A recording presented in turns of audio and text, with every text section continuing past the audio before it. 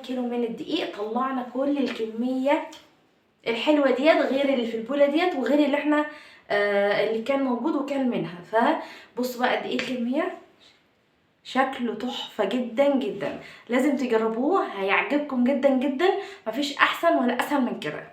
كل اللي ضاقه عجبه جدا جدا جدا. بصوا الشكل، الخرفشه بتاعته الحلوه دي، واخد التحميصه الحلوه دي كده. مين فينا ما بيحبش بسكوت النشادر؟ ما ينفعش يجي العيد كده وكل سنه وانتم طيبين الا لما بيكون بسكوت النشادر موجود في البيت. تمام، فعملنا النهارده بطريقه بسيطه. من كيلو دقيق بنطلع حوالي 2 كيلو او 2 كيلو وربع كده من البسكوت. حلو جدا جدا جدا، ما بيفرقش حاجه عن الجاهز، بنفس وريحه وطعم وشكل من غير ما بيفرش، ومحتفظ بقوامه زي ما بدخله الفرن زي ما بخرجه على طول. شوفوا الشكل، حرفيا انتوا لو اتبعتوا الخطوات اللي احنا قلناها النهارده وشفتوا البسكوت ده هتقوموا حالا تعملوا الطريقه، لان مفيش اسهل من كده.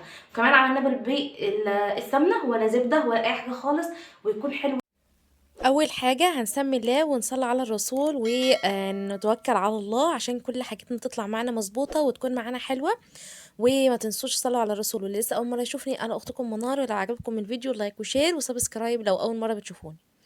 عايزه اقول لكم مين فينا بقى الايام ديت ابتدى في الكحك؟ طبعا كلنا ابتدينا في الكحك، بس مين بقى الحلو كده الشاطر، مين الكتكوت الحلو اللي عمل الكحك والبسكوت؟ عملت لهم هنا في البيت بقى لماما وبابا كده كل اللي هم نفسهم فيه. تمام، فاول حاجه هنا ابتديت ان انا اركب المكنه بتاعتي وجهزنا الارصاجات بتاعتنا، وهنعمل البسكوت النشادر حرفيا ولا كلمه بعد كده. تمام، عملوه لكم النهارده تحفه جدا جدا. اول حاجه انا جبت هنا، انا هعمل 2 كيلو من الدقيق، فانا هكلمكم على الكيلو. تمام، عندي هنا 400 جرام من السمنه، بحب استعمل سمنه تكون لونها اصفر، بدخلها التلاجة لحد ما تكون معايا بارده وتكون معايا مجمده. تمام، جبنا بوله نزلنا فيها بكيلو من الدقيق، عليه رشه ملح خفيفه، عليه نص معلقه صغيره مليانه كده من البيكنج باودر. هخلط الدقيق مع الملح والبيكنج باودر كويس جدا علشان الدقيق والبيكنج باودر توزع كويس جدا. نركن البولة الحلوة دي على جنب. هنجيب البولة الحلوة دي وننزل فيها بالسمنة اللي اوريدي مبردة في التلاجة ومعايا مجمدة. تمام، هنستعمل هنا 400 جرام، هكتب لكم مقادير الكيلو في صندوق الوصف. بعد كده السمنة بتاعتي لو انا خفقتها بالمضرب، المضرب مش هيتضرب ومش عارف ان انا اخلطها تماما. تمام، فانا جبت اي حاجه كده بس ان بحيث ان هي تتكسر كده وتسهل عليا. ممكن عادي ما عندناش المضرب بايدينا كده نغسلها كويس برضو وننشفها كده من الميه، وبعد كده بايدينا نبدا نفكك السمنه ديت لحد ما تتكسر تماما، وبعد كده نربها بايدينا. تمام، انا كسرتها الى حد ما شويه، بعد كده جبت المضرب كده حاولت ان هي تتساعد كده تتفكك اكتر. ده كده في الاول من غير اي اضافات.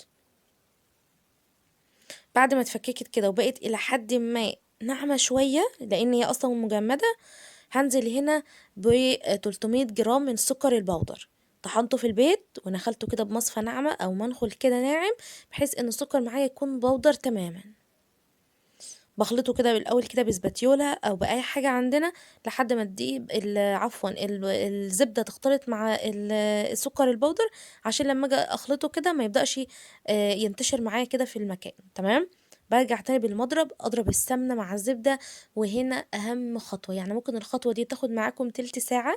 اهم حاجه تخفقوها كويس جدا جدا جدا مع بعض لحد ما قوام الزبده يبدا يفتح درجه ورا درجه ورا درجه، عشان تطلع معايا كده البسكوته معايا ناعمه كمان مقرمشه كده، وتكون ايه، نيجي نسقسقها في الشاي كده ما تكونش مستحمله، تكون طعمها حلو ودايبه كده وحلو. تمام، ما بين كل خفقه والتانية بقلبها بسباتيولا عشان الزبده تختلط اكتر مع السكر زي ما انتوا شايفين كده.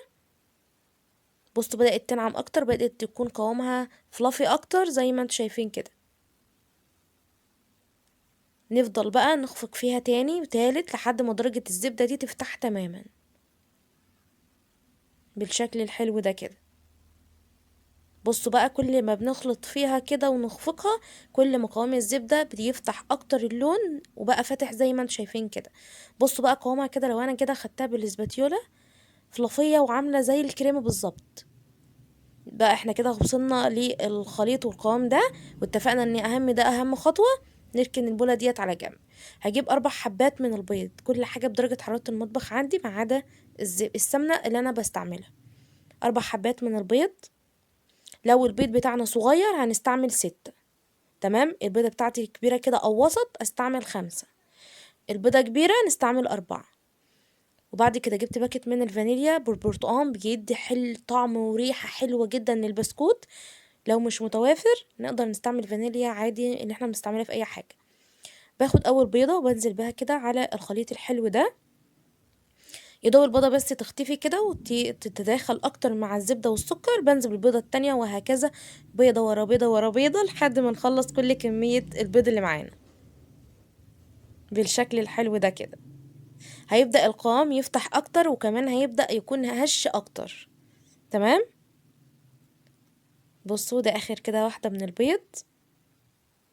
نخلط بقى كويس جدا، وكده خلطنا كل كمية البيض مع بعضه كده، وبقى القوام معايا كده كريمي اكتر وناعم بالشكل الحلو ده كده. بعد كده هنضيف هنا جيب نص كوباية من اللبن، لبن يكون لبن دافي. بصوا ده كده قوام الزبدة بعد ما خفقناها كويس بالبيض. بعد كده بجيب كوباية عفوا من اللبن الدافي. تمام. باخد عليه نص معلقة صغيرة من النشادر. ما نزودش النشادر عن كده، لان لو انا زودت كمية النشادر النشادر عاملة زي البيكنج باودر، لو شفتوا الفوران بتاعها مع اللبن نعرف ان هي نشطة قبل ما نضيفها على الخليط اللي احنا عملناه ده. لو ما فرتش يبقى النشادر بتاعتنا فيها اي حاجة ما نضيفهاش. تمام.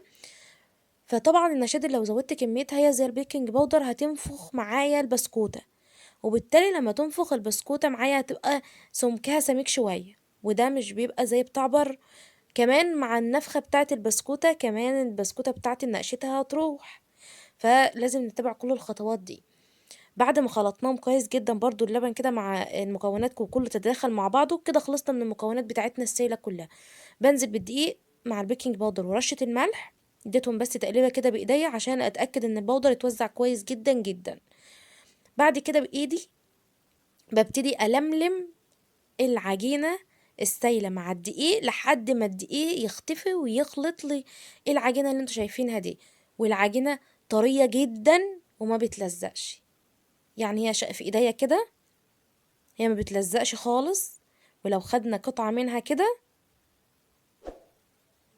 بالشكل ده، قطعة كده على ايدينا كده وضغطنا عليها هتلاقوها ناعمة جدا جدا. لو طلعت معانا بتشقق هنضيف لها معلقتين من اللبن. طب لو طلعت ناشفة قوي هنضيف لها لبن. طيب لو طلعت طرية جدا وتلزق في ايدي هنضيف لها معلقتين من الدقيق. تمام. باخد البسكوت على طول. انا بحب افضل ان هو يرتاح لمدة 10 دقايق، البسكوتة هتطلع معاكم مظبوطة اكتر. تمام. بعد كده في الوقت ده بكون قبل ما افتح على البسكوت بتاعي وان انا اشكله في المكنة، بشغل الفرن بتاعي على درجة حرارة متوسطة على درجة حرارة متوسطة من تحت لحد ما يسخن معايا كويس جدا. درجة حرارة بتكون متوسطة. تمام. بعد كده باخد القطعة من العجين كده وهبدأ ان انا احطها في فتحة المكنة كده واضغط عليها مع لفة المكنة كده، تطلع معاك البسكوتة زي ما انتوا شايفين كده. وهنا بقى لو احنا مش عاجبنا مثلا شكل بسكوتة معينة، جه مثلا طولها اطول من كمية البسكوت اللي انا مشكلاه، باخدها عادي من الصاج واحطها كده في المكنة ولا اي حاجة خالص. المهم ان انا اشكل كل كمية البسكوت بنفس الشكل، يطلع كده متساوي ويكون حلو زي ما انتوا شايفين كده. تمام. فهنا بقى انا بخلص الصاج بدخله دايركت على طول في الفرن، وبعد كده بفتح له الشوايه لو حسيت ان هو اللون بتاعه مش احسن حاجه، واحنا بنحبه محمص كده، فبالتالي بفتح له الشوايه كده ياخد ايه اللون الحلو ده. بصوا بقى قد ايه مقرمش، بسكوته مستويه، ولا ريحته ولا طعمه. لازم تجربوه حرفيا حتى لو بكيلو دقيق او حتى نص كيلو دقيق. فبعد كده بسيبه بقى في نفس الصاج كده يبرد تماما من الحراره. بعد كده بحطه في علبة كده بحيث ايه ان البسكوتة بتاعتي تكون بردت وتكون كده معايا حلو. بعد كده بقى بكمل بقية عجينة البسكوت. بصوا بقى شكل البسكوتة، نقشتها مظبوطة ولا فراشت ولا اي حاجه خالص، زي ما بنشيله في، زي ما بنشكله في الصينيه، زي ما بيدخل الفرن زي ما بيخرج. بعد كده بيبرد تماما، بحطه كده في البولة عندي لحد ما اخلص كل الكميه، واقفلها بقى في الاخر كده ببلاستيك حلو علشان ما يطراش البسكوت معايا. بصوا بقى شكل البسكوتة سلسة كده وتحفة جدا جدا. بصوا الشكل. هفضل بقى اكمل كل كمية البسكوت بنفس الطريقة، والصاج اللي بنخلصه بندخله على طول. وبصوا قد ايه كل الكمية، غير ان حبايبنا اللي كانوا موجودين عندنا في البيت امبارح اخدوا منها، غير اللي كان موجود في البيت واكل منها، فبألف هنا لكل اللي كان له نصيب في حاجة. فبصوا بقى شكل البسكوت يجنن. وبكده نكون عملنا بسكوت النشادر. عملنا النهارده 2 كيلو من البسكوت، طلعنا حوالي 4 كيلو وربع من البسكوت. سهل وسريع وما يفرقش ولا طعم ولا ريحه ولا شكل ولا اي حاجه خالص عن بتاع بره. فعملنا النهارده بتكلفه بسيطه، تقدروا تضاعفوا الكميه، وهكتب لكم مقادير الكيلو في صندوق الوصف. عملنا كميه حلوه جدا جدا. بصوا عامل شكله عامل ازاي. بصوا البسكوت مفيش حلاوه بعد كده غير ده كمان، وغير اللي كان موجودين هنا وكان لهم نصيب ان هما ياكلوا منه. فبصوا بقى شكل البسكوته ولا غلطه. بصوا شكل البسكوته عامله ازاي، تحفه جدا جدا. اهم حاجه ان احنا بنسيبه على درجه حراره متوسطه، يعني درجه حراره 170. يعني ايه درجه حراره 170؟ يعني انا لما اجي اولع البوتاجاز على الدرجه اللي هي الوسط يبقى اقل شويه من الدرجه المتوسطه. تمام. يطلع معاكم البسكوت الحلو ده وكل التفاصيل اللي احنا قلناها عشان يطلع معاكم انجح واحلى بسكوت ممكن تحضروه. يعني الكيلو من ده من بره، يعني ماما لسه قايله دلوقتي غالي جدا، احنا عملناه النهارده بكميه كبيره جدا وبتكلفه بسيطه جدا. بص بقى شكله تحفه جدا جدا. شايفين كل الكميه الحلوه دي. فده كده كان الفيديو، يا رب يكون عجبكم وتجربوا البسكوت ده هيعجبكم جدا جدا. بيكون كده مقرمش واخد كده، بصوا الخرفشه بتاعته اسمها القرمشه، دايب دايب. وبصوا قد ايه اصلا هش كده ومستوي كده على درجه حراره حلوه ومظبوط، والسكر بتاعه مظبوط جدا جدا، وكمان كده دايب ومقرمش. فلازم تجربوه. اهم حاجه بقى ان احنا في البسكوت ده نغلفه كويس جدا جدا جدا ببلاستيك كده او باي حاجه تكون محكمه في الغلق علشان ما يبداش يدخل له اي رطوبه او اي هواء، فبالتالي البسكوته معايا تكون معايا طريه. تمام. فده كده كان الفيديو، يا رب يكون عجبكم. ولو عجبكم ما تنسونيش في لايك وكومنت حلو وسبسكرايب لو اول مره بتشوفوني.